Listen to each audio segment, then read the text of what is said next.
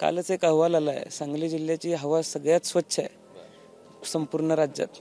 ती स्वच्छ करण्याचा निर्धार या जिल्ह्यातल्या लोकांनी घेतलेला आहे, तसाच या मतदारसंघातल्या लोकांनी सुद्धा घेतला आहे. सर्वसामान्य लोकांनी ही निवडणूक हातात घेतली. या सगळ्याचा संगम घालत या निवडणुकीचा शेवट आज गोड झालेला आहे. हे जे संपूर्ण कुटुंब आपण पाहतोय, आर पाटील यांचं कुटुंब निमित्त आहे गुलालात न्हाण्याचं. रोहित पाटील प्रथम आमदार झालेत, सर्वात तरुण आमदार होण्याचा बहुमान तुम्हाला मिळाला. सुरुवातीला अभिनंदन. पहिली भावना, प्रतिक्रिया? या मतदारसंघातल्या लोकांनी ही निवडणूक आपल्या हातामध्ये घेतली आणि आम्हाला सर्वांना विजयी करण्याचं काम केलं.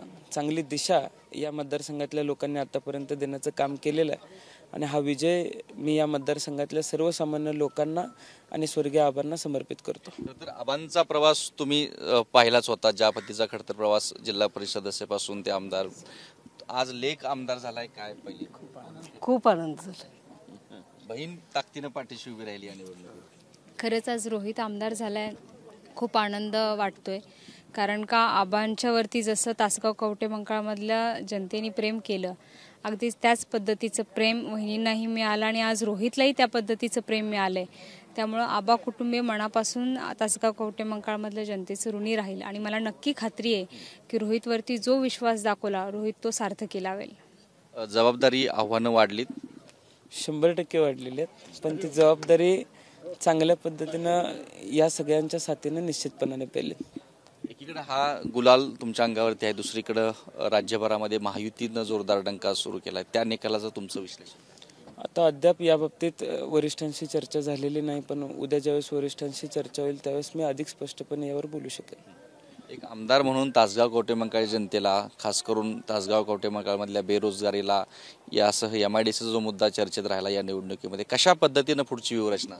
मी जे मुद्दे घेऊन लोकांसमोर गेलो होतो त्या सगळ्याचे पाया मी आता मागच्या 5 वर्षामध्ये आम्ही सर्वांनी घातलेला आहे आणि उद्याच्या 5 वर्षामध्ये काम करत असताना ही सगळी कामं पूर्णत्वाला नेण्याचा प्रयत्न आमचा सर्वांचा असणार आहे. रोजगाराच्या दृष्टिकोनातून MIDC मंजूर आम्ही केली. आता उद्या भविष्यामध्ये चांगल्या कंपन्या तिथं आणणं हे टार्गेट असणार आणि त्यासाठी एक सुरक्षित वातावरण आणि पोषक वातावरण निर्माण करणं गरजेचं आहे. सुरुवातीला सुरक्षित वातावरण, पोषक वातावरण निर्माण करण्याच्या दृष्टीनं आम्ही पहिलं पाऊल टाकणार आहे. आतापर्यंतच्या वातावरणामध्ये अडचण होती? गेल्या 10 वर्षात अडचण होती, पण आता लोकांना कालच एक अहवाल आला आहे, सांगली जिल्ह्याची हवा सगळ्यात स्वच्छ आहे संपूर्ण राज्यात. ती स्वच्छ करण्याचा निर्धार या जिल्ह्यातल्या लोकांनी घेतलेला आहे, तसाच या मतदारसंघातल्या लोकांनी सुद्धा घेतला आहे आणि आता ती स्वच्छ झालेली आहे म्हणल्यावर चांगली लोक येतील इथं. एक या निकालात निवडणुकीमध्ये दिसून आलं की आर कुटुंब एकत्र दिसून आलं, म्हणजे अगदी तुमचे भाऊ असू देत, चुलते असू देत. कशा पद्धतीची निवडणूक, ज्या पद्धतीचं टेन्शन होतं काही गोष्टीवरून? अगदी जे विरोधक होते ते फार वरिष्ठ होते, पारंपरिक विरोधक होते. गेली अनेक वर्षे निवडणूक लढवण्याचा अनुभव त्यांना आहे.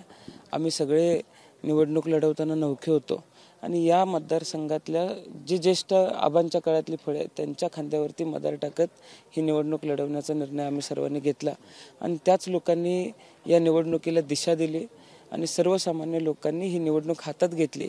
या सगळ्याचा संगम घालत या निवडणुकीचा शेवट आज गोड झालेला आहे. लाडक्या भावाची, लाडक्या बहिणी साथ आम्ही ज्या पद्धतीने संपर्क ठेवलेला आहे, माता भगिनींसाठी आरोग्य शिबिरं ठेवलेली आहेत, माता भगिनींच्या आरोग्यावरती काम केलेलं आहे.